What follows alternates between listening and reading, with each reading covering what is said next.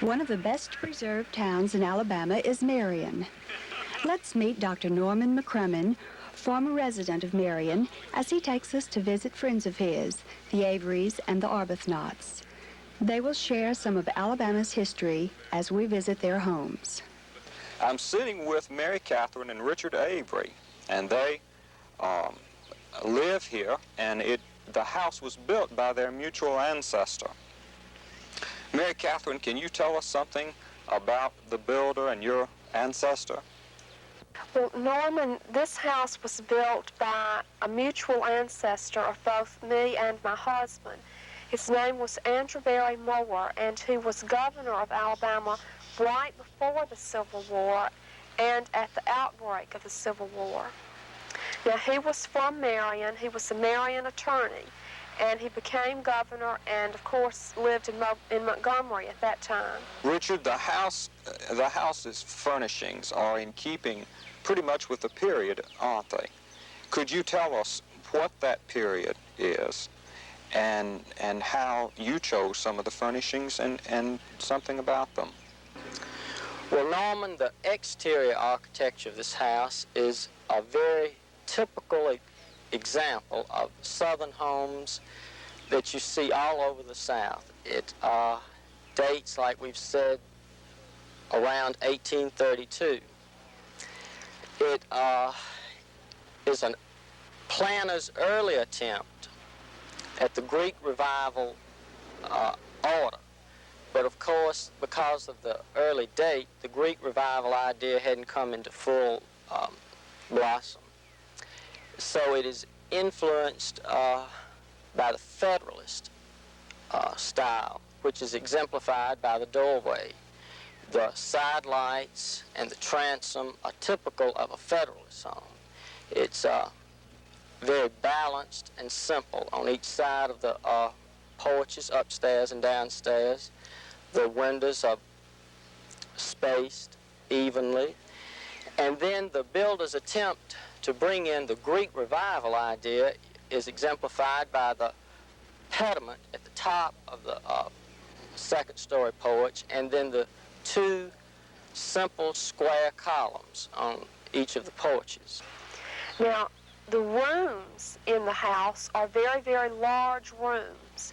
Each one has a fireplace, and each one has from 4 to 5 windows. Mary Katherine and I have tried to furnish the house in keeping with the period in which it was built and in which it was lived by the governor up until 1873, at his death. Of course, the predominant furnishings of the house are the Empire style, which started in the United States right after the turn of the 19th century. Most of the Empire furniture in this house dates from the 1820s to the 1840s. It's typical, and especially in this part of the state, because the transportation problems, it's very unlikely that there would be any 18th century furniture in any house in this part of the country. And then, of course, we've tried to bring the house forward as the governor most likely did. He prospered in his law practice, and then he became circuit judge, and then he became governor. So the Victorian furniture, early Victorian furniture, came into vogue. So, of course, the house is a blend of Empire furnishings and early Victorian, which are very much in keeping. Now let's take a look at the beautiful gardens of the Moore house as we walk across the street to the house belonging to Mrs. Avery's parents, the Arbuthnot's. Their home, Magnolia Hill, is said to have the largest magnolia tree in Alabama right in its front yard. We're sitting in the parlor of Magnolia Hill.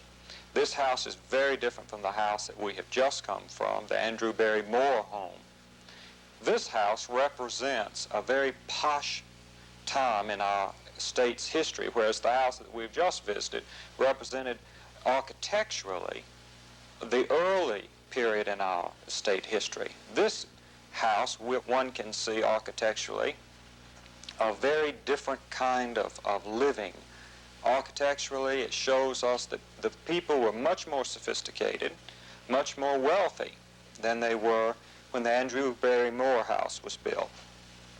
Mrs. Arbuthnot, who is the mother of Mary Katherine Avery, who, with her husband Richard, we just visited, Mrs. Arbuthnot has lived in this house for quite some time, and we want to talk to her about the house. What can you tell us that is unusual about the house architecturally?